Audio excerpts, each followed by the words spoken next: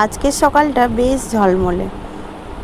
এমনিতেই কখনো কখনো বৃষ্টি হচ্ছে, কখনো আবার একটু একটু গরম লাগছে, একটা যেন কীরকম ওয়েদার। তবে গরমের হাত থেকে বেঁচেছি আর রোদের হাত থেকেও বেঁচেছি। তো যাই হোক, আজকে একটা স্পেশাল দিন প্রত্যেকটা হিন্দু বাড়িতেই।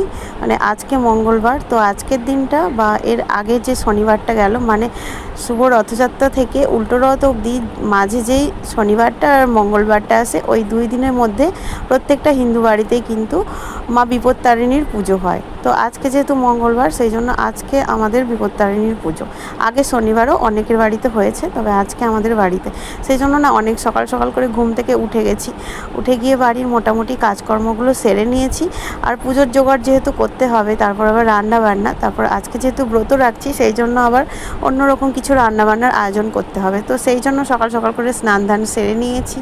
সেরে নিয়ে এখন দেখো পুজোর জোগাড়টা ভাবছি আগে করে নেব, তারপরেই ভাবলাম যে অন্য কিছু জোগাড় করব। তো যাই হোক, আগে বাড়ির পুজোটা তো কমপ্লিট করতে হবে, কারণ যেই মন্দিরে পুজো দেবো, মানে আমাদের বাড়ির মনসা মায়ের মন্দিরে, তো ওখানে কাকু এখনও মানে রেডি হয়নি পুজো করার জন্য। যেহেতু কিছুটা টাইম রয়েছে, সেই জন্য ভাবলাম তাহলে আগে বাড়ির পুজোটা সেরে নিই, বা পুজোর বিপত্তারিণী পুজোর সব জোগাড় যতগুলো সব কিছু করে নিই, তারপরে না হয় অন্যান্য কাজে হাত লাগাবো। তো যাই হোক, এই যে একটু রেডি হয়ে নিচ্ছি স্নান করে এসে। আর স্নান করে এসে একটু সিঁদুর না সিঁথিতে লাগালে না ঠিক ভালো লাগে না। এটাই তো প্রত্যেকটা বিবাহিত মেয়ের একটা মূল অলংকার, তাই না? তো যাই হোক, সকাল সকাল করে সেরে নিয়েছি। আর একটা ভিডিওতে আমাকে দিদিভাই বলেছিল, একটা দিদিভাই, যে তুমি না চুল খুলে সিঁথিতে সিঁদুর লাগিয়ে নাও। তো যাই হোক, যেহেতু ভালোবেসে বলেছে, সেই কথাটা মানার চেষ্টা করেছি। আজকে কিন্তু আমি, আজকে না মানে তারপর থেকেই আমি সব দিন চুলটা আটকেই তারপর সিঁথিতে সিঁদুর লাগাই। তো যাই হোক, মোটামুটি ফ্রেশ হয়ে এখন চলে এসেছি ঠাকুরের কাজকর্ম করতে। তো সকাল সকাল করে একটুখানি বাসন টাসনগুলো মেজে নেব।